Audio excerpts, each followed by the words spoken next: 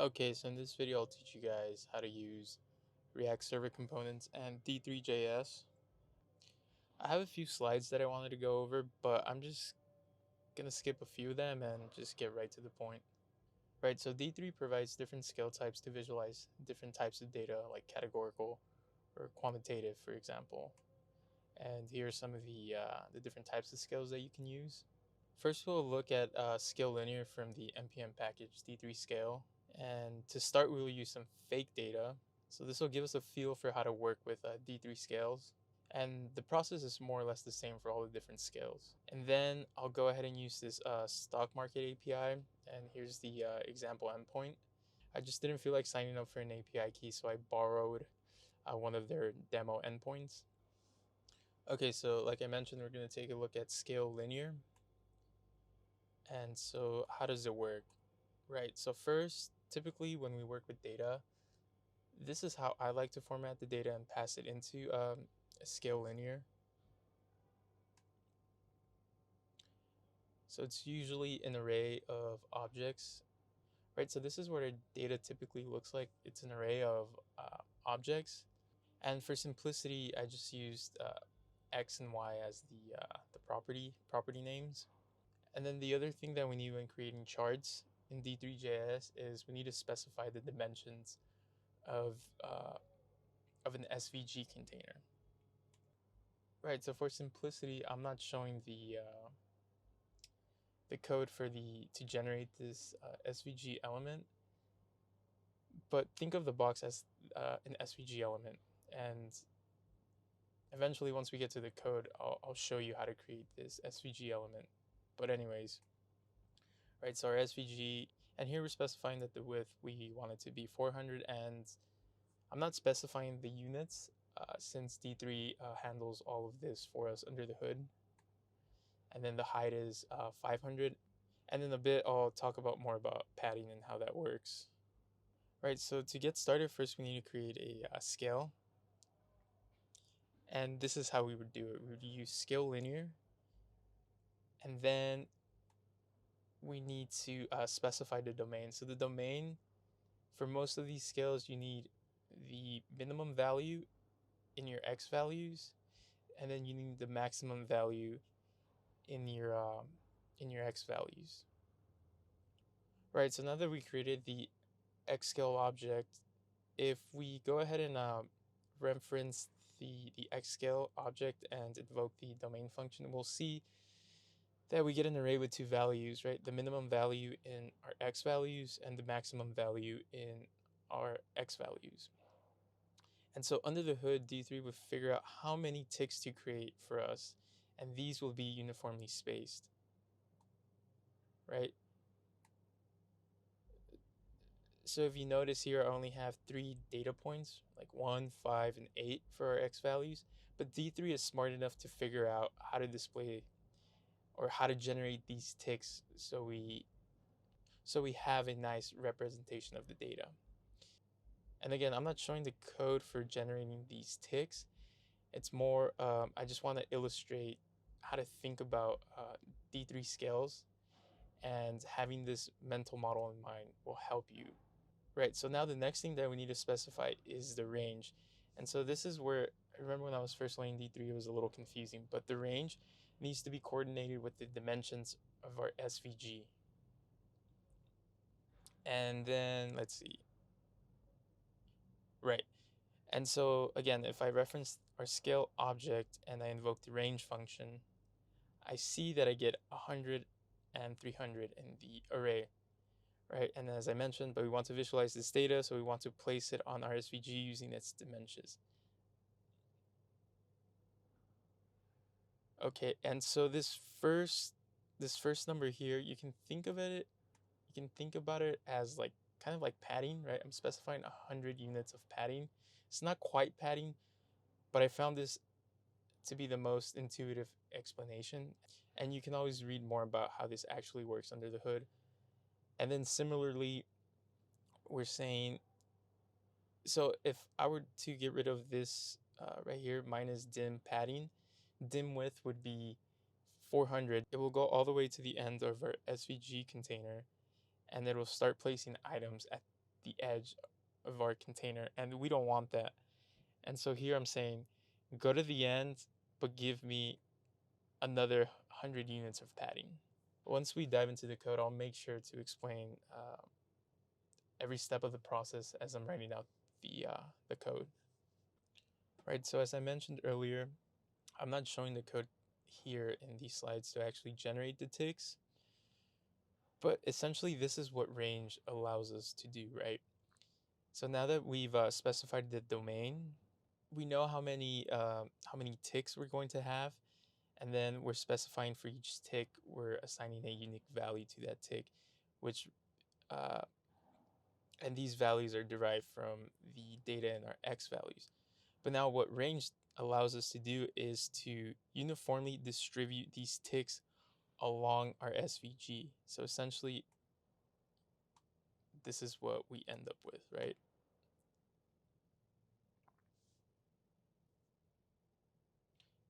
Okay, so I have already installed Next.js, and I have also installed D3 scale. And here I'm just making a directories named components where I will create a new file called graph. Okay, so now I'm just navigating over there and I will open up that file. And then the first thing we need to do is import scale linear from D3 scale, which is what I'm doing right here. And next I need to create the component. Right, so the next thing that we need to do is create an SVG element, which is what I'm doing right here. And then we need to specify the dimensions of this SVG. So I'll go ahead and create a dim object and specify the width, height, and padding.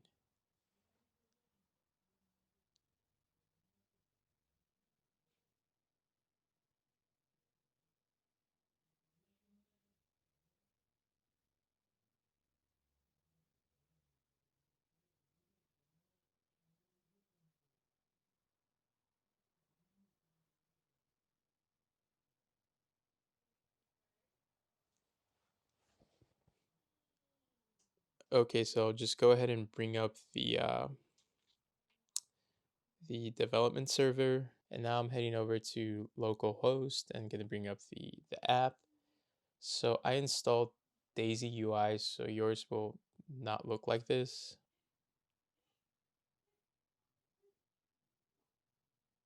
Okay, now I'll go ahead and open up the DevTools and bring up the inspector, and I'll go ahead and show you that SVG element.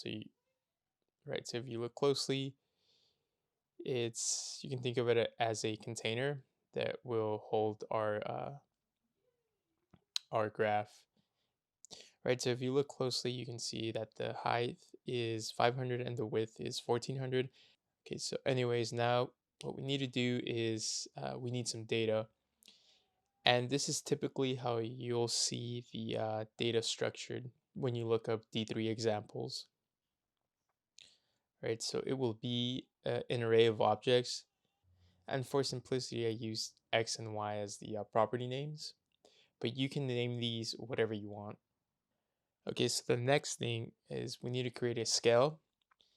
And to do that, we need to invoke the scale linear method and then invoke the domain method. And then the first element in the array that we pass into domain should be the minimum value of our x values. And then the second value should be the maximum value of our x values.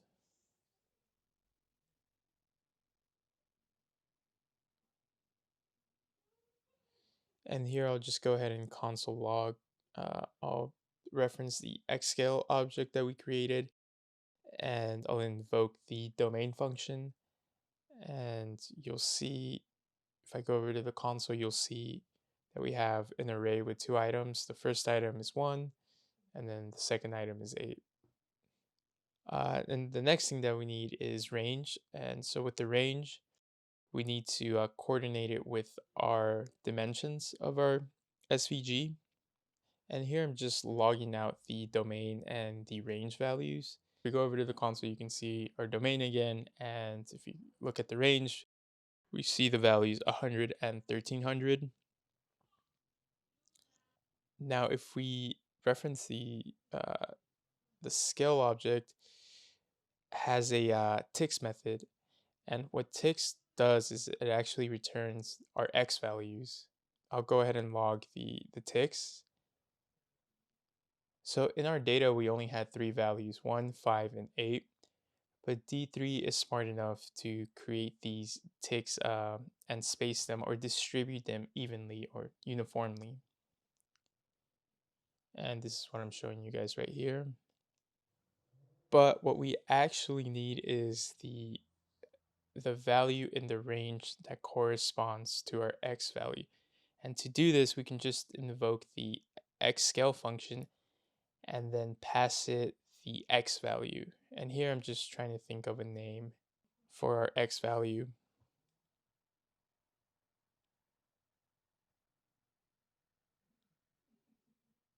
Right, so value from our x values. And as you can see here, that 1 will correspond to 100, 2 or 1.5 will correspond to 185, right? And so these values that are being output to the console, 100, 185, 271, these are the values that we need to properly display our ticks across our SVG.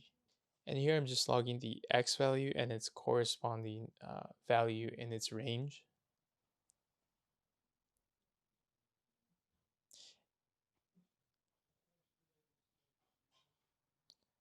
Right, and to get the value in the range, we need to invoke the xScale function and give it an X value.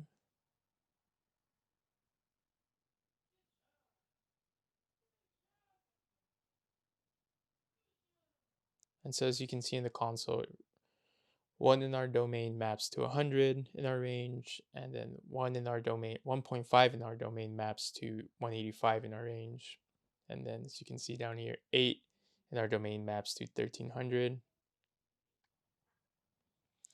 Okay, so this is the information that we will use to generate our ticks. And now what I need to do is I need to head over to the D3 documentation.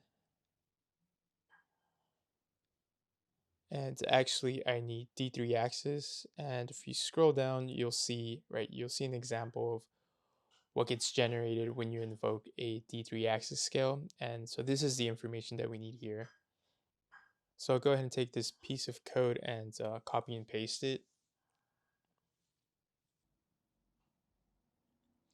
And then first I'm going to create a group element and I'll explain in a little bit why we need to do this.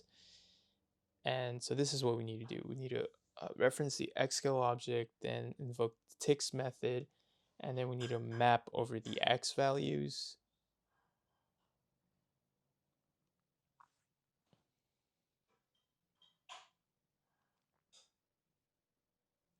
And then I'll go ahead and paste that code that I just showed you, right? And I need to get rid of a few of these attributes. And then, right, it's complaining that I need a key property. And let's go ahead and do that.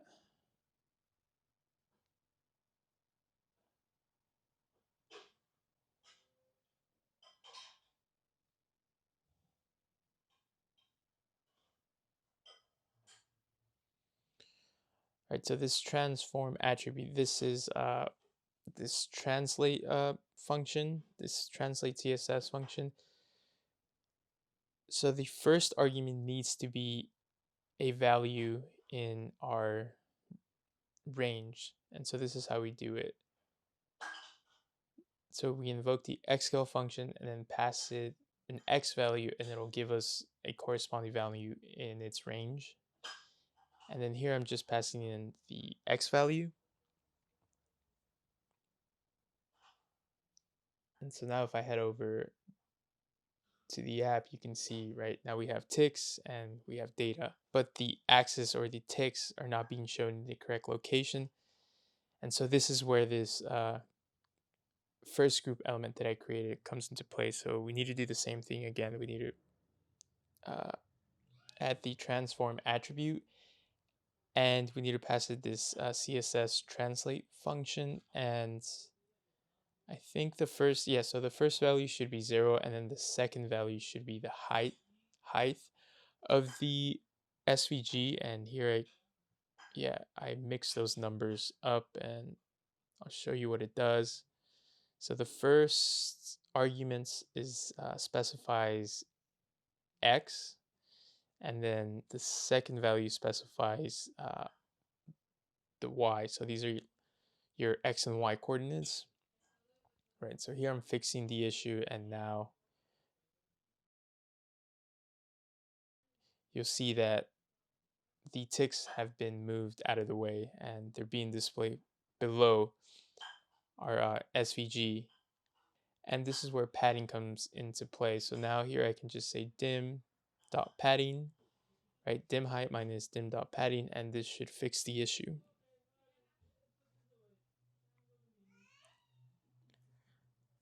All right, so the next thing would be to create the line for the x-axis and then do a little bit more formatting to make it look nicer.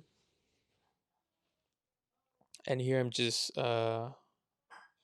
I'm moving the numbers down a little bit just to create a little bit of spacing. So for this example, I'm just going to speed run through this. You can always pause the video, and I'll go ahead and make sure to link all the necessary resources down below in the description. Okay, so first, what I need to do is create a new file, components.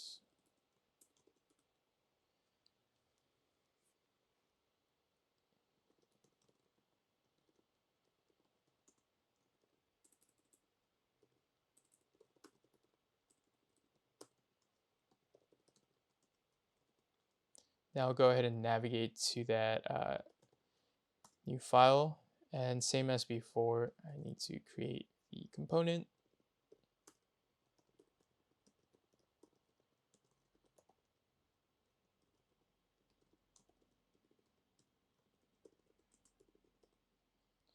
And the first thing I need to do is create that SVG elements. Then I need to create the dimension object. Next, I'm going to import scale linear. Okay, now I'll head over to the stock market API.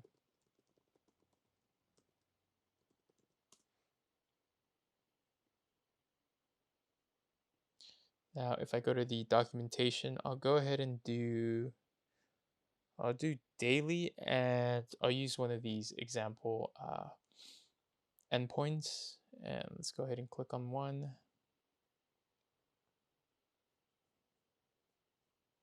All right, that looks good.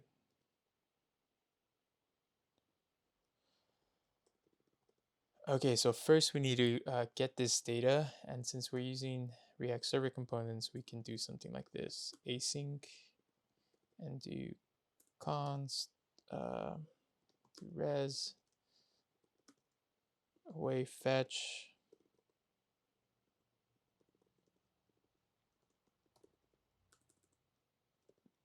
then res, and also I'm just gonna add a catch block here just to log the error message if there is any.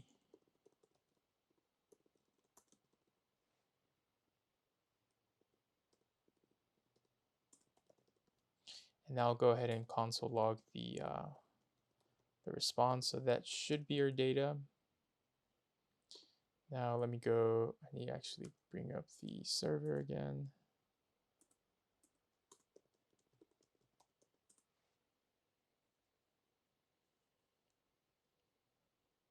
There we go. Now head back over to the app and refresh the page. Okay.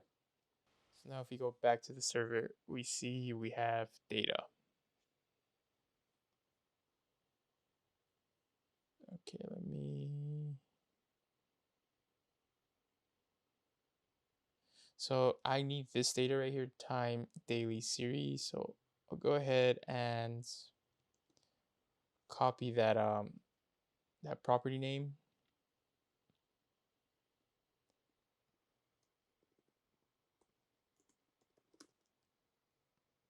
And I'll just create a new variable or a new const called process data. Or you know what, I'm just gonna call it data just to keep the name short. And then we'll do object.keys. We need res, right? We need to, and then we need a map over each key. And let me see if this should be the correct one.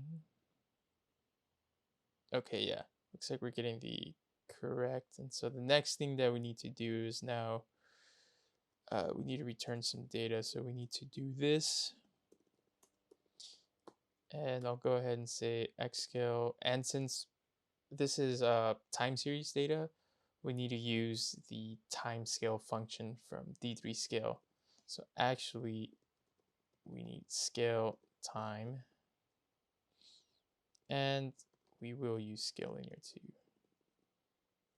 But anyway, so we knew.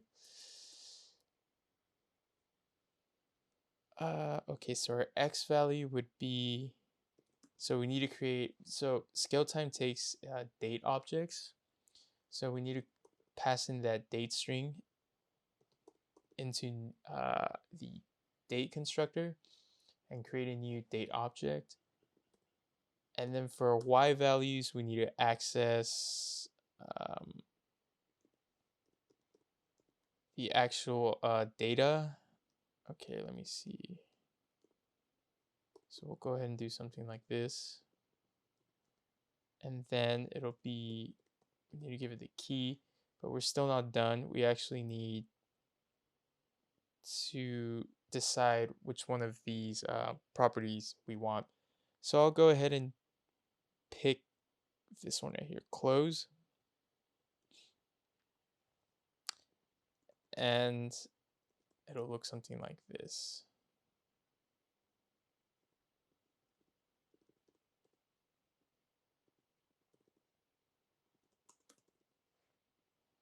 Okay, and if I did everything right, we should have an array of, okay, so this is looking, okay, so this looks right. The only thing now is I need to coerce that string into a number. So the easiest way to do that is just say number.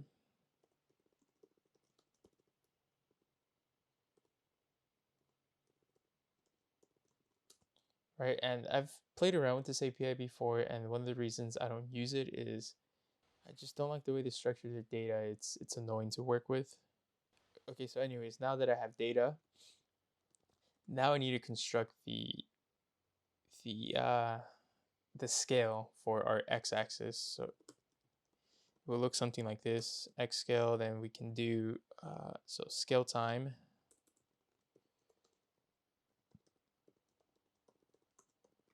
And then same as before, right? We need to pass it the minimum value of our x values and the maximum value of our y values. And this is where it gets a little tricky. I actually had to look online to figure out how to do it purely with ES6. But one way you could do is, let's see. So it's a little confusing, but it's something like this. So new date. Then what we need is math.min. And then we need to say data.map item x. And this is still complaining because of the types are incompatible. So one way to do this is, since X is a data object, we can do something like this. I don't remember. Okay, so get day. Is it get day? Get date, get time. So I think maybe get time. Let's see.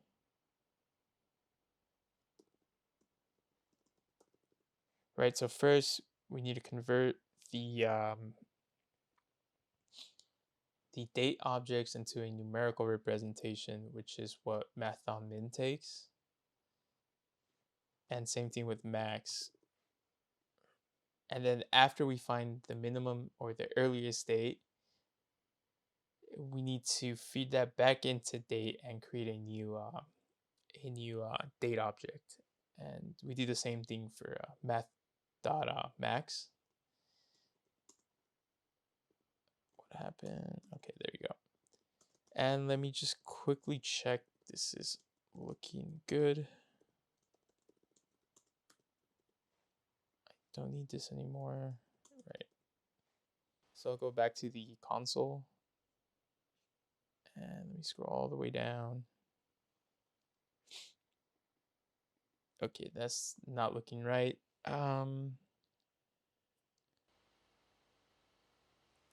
Okay, let me do something like this. Just to make it easier to read. Okay.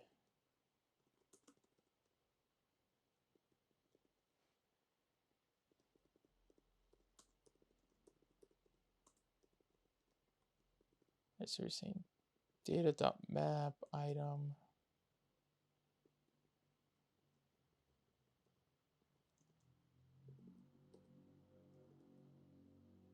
Yeah, this should be it. This should do it. I'm not sure why it's not working.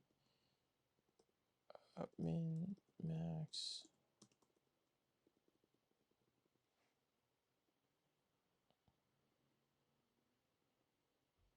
That didn't seem right. Ah. Okay, I see what's going on. I used the wrong scale. Scale time is what we need. Okay, so now we can go ahead and do this. Let's check the domain. Okay, perfect. So this is working as intended now. Anyways, let's go ahead and specify the width for our SVG. And let's specify the height of our SVG. Now we need to create the ticks. Let's go ahead and do, let's do this. Let's create a group element. Then what we need to do is say, right, we need to invoke the ticks method from the xscale object. Then we need to map over our ticks. Okay, and then now what we need to do is pass the tick value into xscale, and this will give us the corresponding value in the range. Okay, so we're almost there. Now we need to go back to the D3 documentation, go back to D3 axis and pull these lines of code. But I need to remove some of these attributes, so I don't need those attributes. And also, again, I just need to do something like this, right? We need to give this group element a key. It's just how React works. Then what we need to do is update the first argument in the translate function.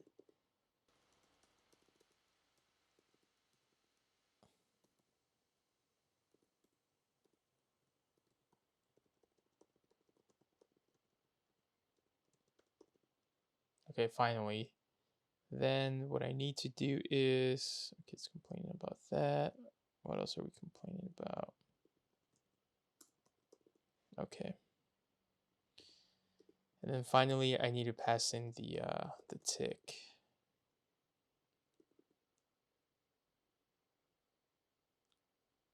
Type date is not set. Okay, so now I need to do something like this. To local date string. And this should work. Let me see. Should be displaying more information. Not sure why it's not. Okay, let's take a look. Okay, so it looks like it's not mapping. Something is wrong here. Ah, of course. I forgot to specify the range. Right, so again, remember we need to coordinate the range with our the dimensions of our SVG. If you don't, this is what happens. You know, D3 doesn't know how to properly distribute your ticks across your SVG.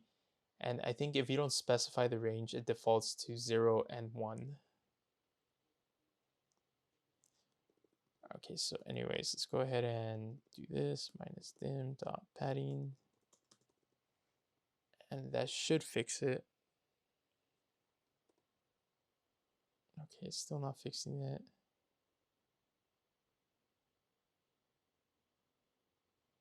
Excel ticks, map tick, could it be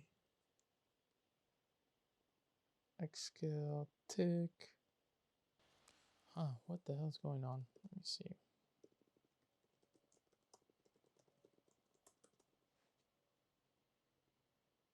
Oh, wrong console. Okay, so it's only giving me. Okay, so it looks like it's only giving me 2023 919. Okay, I see what's going on. Forgot to change that to max. There we go. Okay, so now we're getting data. Perfect.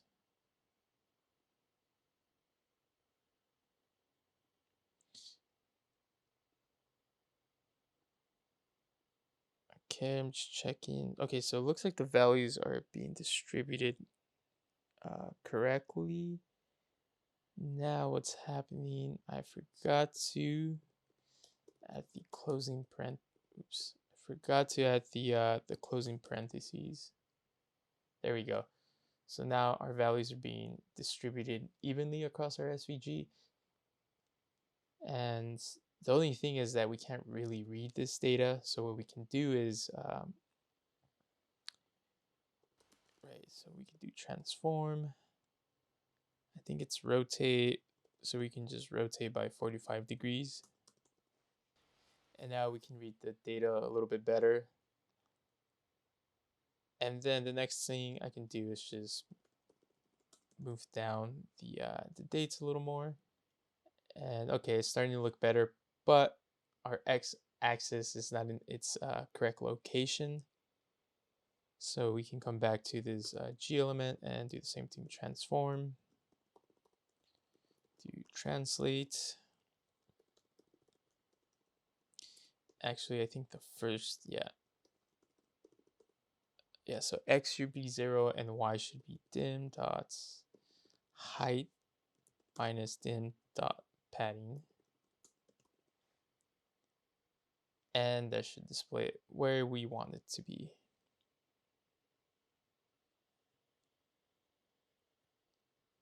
Okay, so now we need to do the same thing, but with the y scale. So we say const y scale,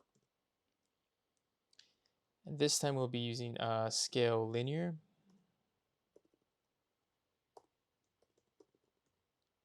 And for the domain, again, we need the min and max values of our y values. So we can just say math.min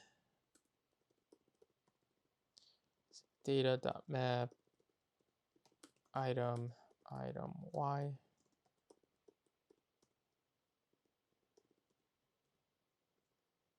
and make sure to change that to max. Then for the range, again, we gotta coordinate that with the dimensions of our SVG. And for this one, I always forget. I think it's just going to be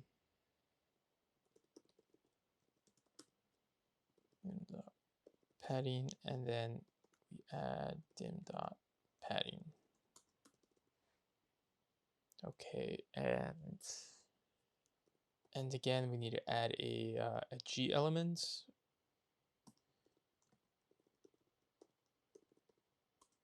And then we need to say and then we need to use the Y scale and invoke the ticks method to map over the Y values.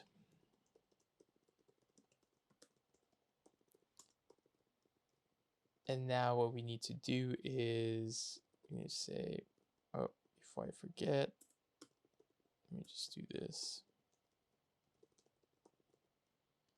Tick key, and I can just go ahead and borrow this code here. Cannot find the of course. There we go. Okay, so now what we need to do is update the this here.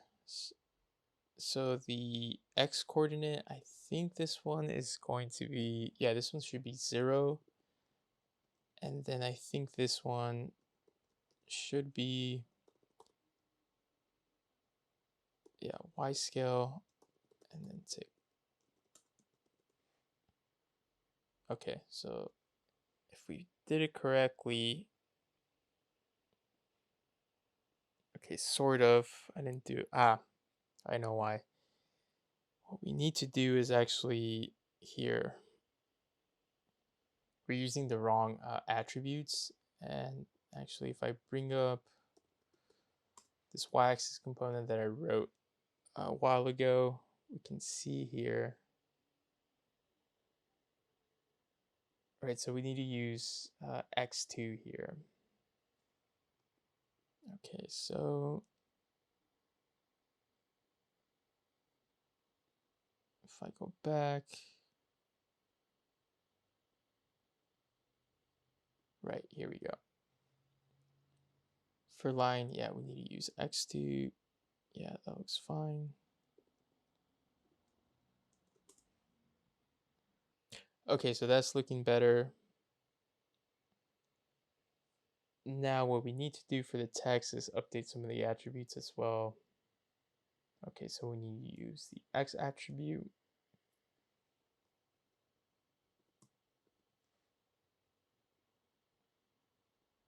dy, okay, that looks good. And get rid of that. Okay, that looks a lot better.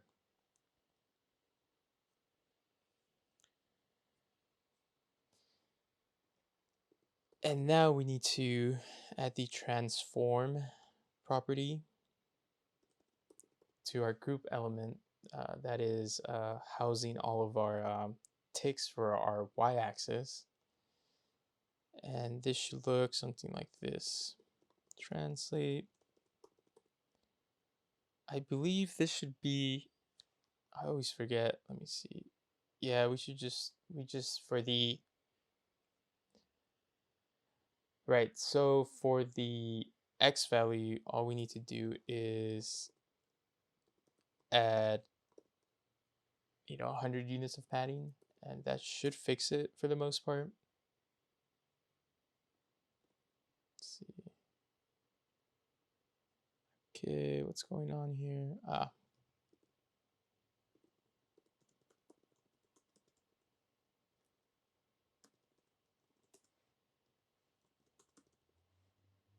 Okay. There we go. almost there. So now what we actually need to do is do something like this. Instead of moving the values associated with their ticks over by 30 units, we want to move them over in the x direction by negative 30 units. And we're almost there. Maybe let me add, I don't know, let me do 50.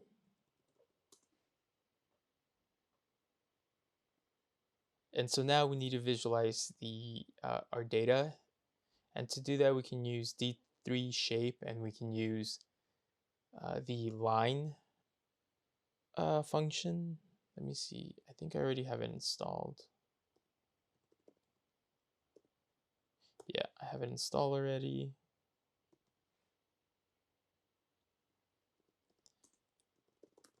And I think it should be something like this. It should be, let me see. Right, so line x x scale dx, and then we can do y. I'm just gonna ignore these linting errors for now. I just want to make sure. I just want to get this to work. Y scale.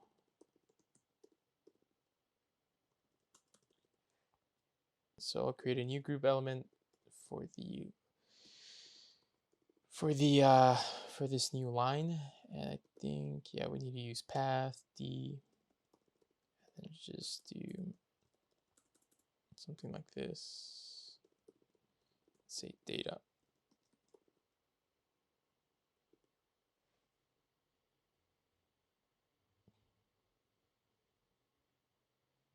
Right, so that should work. And let me check.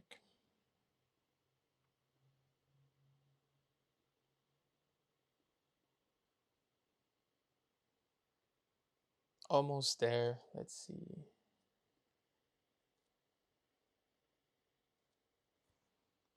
So just go ahead and copy this. So fill none, I think, is what we'll get rid of those shadows, and then I'm just gonna use the color orange, and then the stroke width is the thickness of the line.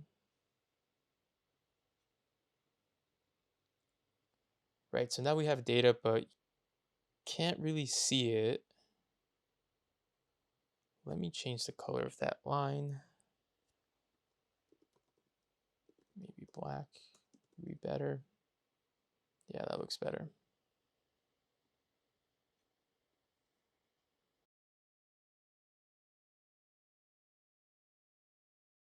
I hate wrestling with these. I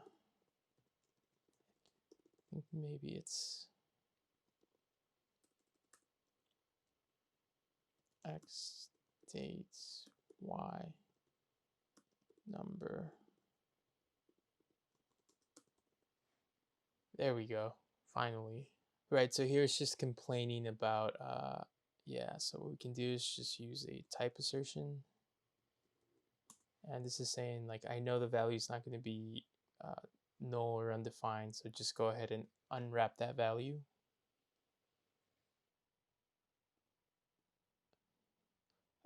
Okay, so hopefully you guys found this video useful, and as you can see, we have about, let's see, about 73 lines of code. You know, it takes a little bit of time, and as you saw, working with these different types of scales, it's like pretty straightforward. Once you understand the conceptual part, you see that the process is very similar for every type of scale that we want to create. And so now hopefully you can go ahead and read the documentation, and as you're reading through the documentation and examples, it'll be a lot easier to decipher. I did want to talk a little bit more about using React Server components with D3.js, and then using client components with D3.js, and talk a little bit more about my experience, but this video is already too long, so maybe I'll make another video and I'll talk more about those topics in that video. And again, if you found this useful, please like and subscribe.